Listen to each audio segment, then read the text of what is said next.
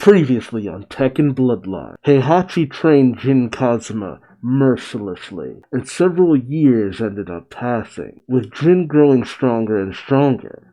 However, Heihachi was also monitoring that several fighters were disappearing over the years, and in a bid to lure out Ogre so Jin could get his revenge, Heihachi is setting up another King of Iron Fist tournament. For the first time in, 20 years? What matchups will we see?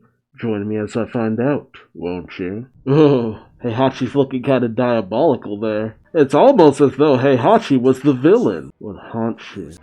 Oh, I feel like I know those eyes. That's all in English. Oh, finding out about his dad, Kazuya Mishima. Oh, nice. 2 days before the tournament. Don't go saying that you're related to Heihachi or Kazuya. Anyone knows who you are might get you killed. Alright. Are they gonna throw down here and now? Shoot, I thought they parted on friendly terms. Paul! Oh, and Nina. A lot of characters are sporting more contemporary looks. Man, Paul being the voice of reason. Wild. They don't want to admit that they like each other. So tsundere. Whoa, look at this place. Damn, nice. Oh my god. Heihachi's face carved into the side. And Julia, right? Didn't give her that classic look. Rare footage of the King of Iron Fist tournament. Oh, fighting on that volcano! Who was filming this? So the Mishima Zaibatsu took down every little bit of information on the second King of Iron Fist tournament. You know, in universe, I'm not used to people actually respecting Paul Phoenix like this. Jin's starting to learn about his dad. Learn some interesting things about your family. I love how she doesn't, try to pass off that her boss is evil.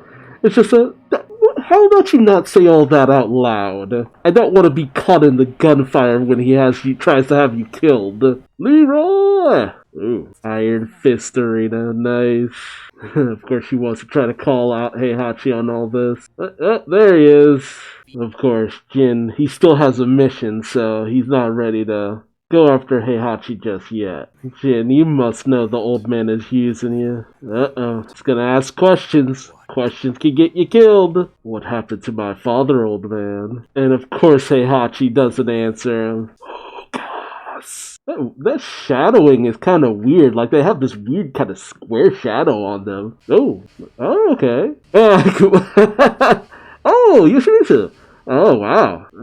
Oh, King! That's a who's who of fighters. Got a few characters here who didn't appear in Tekken 3, though. Wow. Highly televised, of course.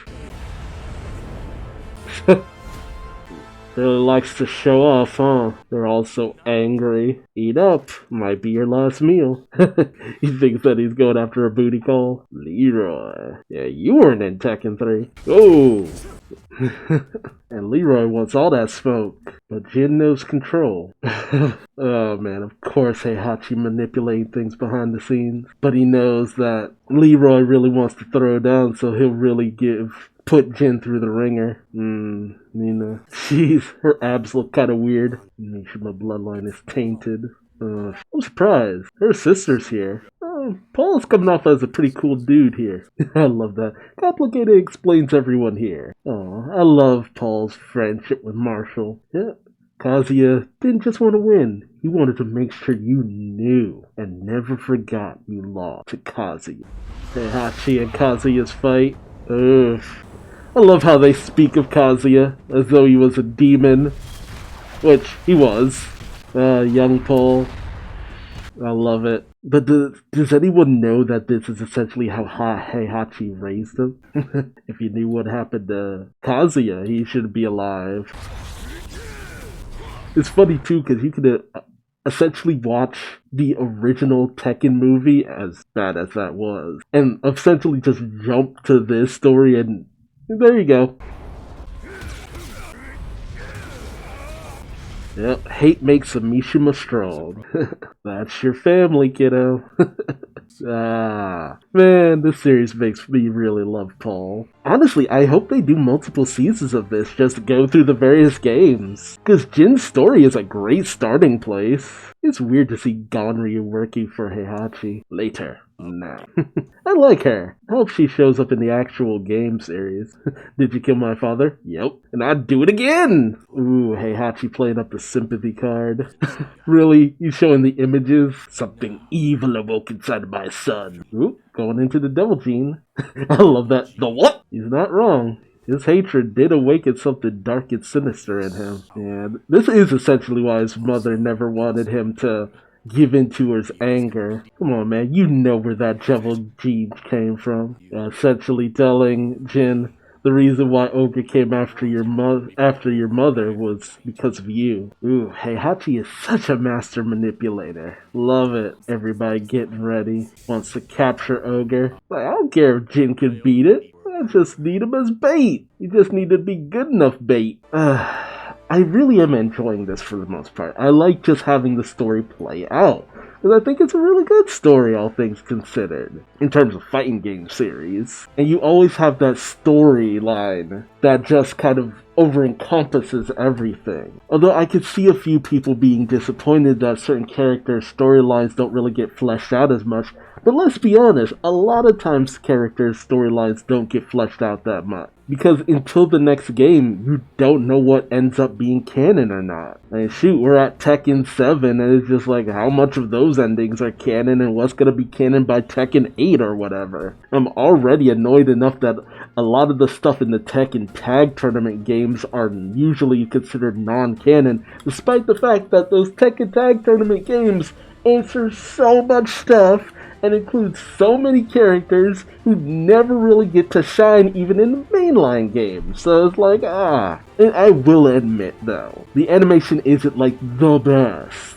I feel like it's really good and really passable. Not something I would ever really dismiss, you know? And Tekken 3 is such an old game by now. Why not adapt it like this? You know, I guess they wanted to add Leroy because he has such a complicated history with the Mishima Zaibatsu. Then of course he would be a more antagonistic force directly towards Jin, because most people wouldn't really know about Jin's connection with the Mishima Zaibatsu or Mishima family by this point. Not to mention, with the last name Kazama, a lot of people would probably be sweet on Jin, maybe because of June, but nobody's really said anything. I mean, if anything, Paul would know about June, right? I really do hope that this series gets to have like multiple installments that adapt each and every game, because the Kazama family story is just so interesting in and of itself. I don't hate the side characters, but so much of their lives revolve around the Mishima Zaibatsu that it's just like, hey, shit, you can tell any story that you want.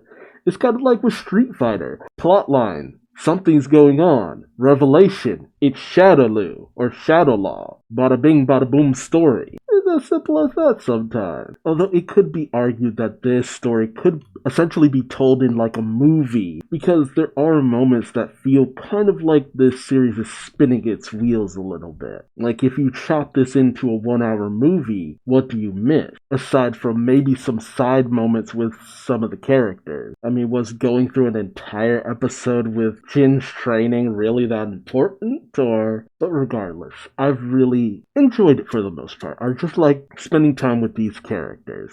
So let me know your thoughts in the comment section below. Do you like seeing the tension of everybody and their apprehension to the Mishima family? And remember to like, comment, subscribe, and hit the bell for notifications. I've been Duuz-Diz-Din, and I hope to see you in the next video. Till then, bye-bye.